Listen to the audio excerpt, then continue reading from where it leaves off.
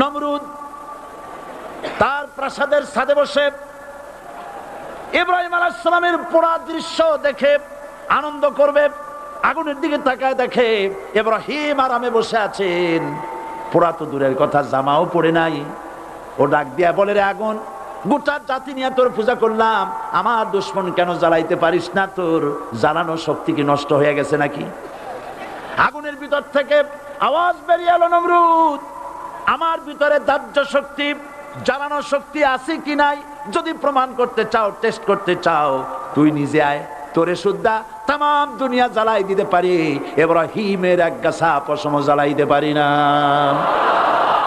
বিশ্বকবি আল্লামা ইকবাল কি সুন্দর করে বলেছেন, আজ ভি হো জু ইব্রাহিম কা ইমা पैदा आ कर सकती है एक अंदाज़े गुलिस्तां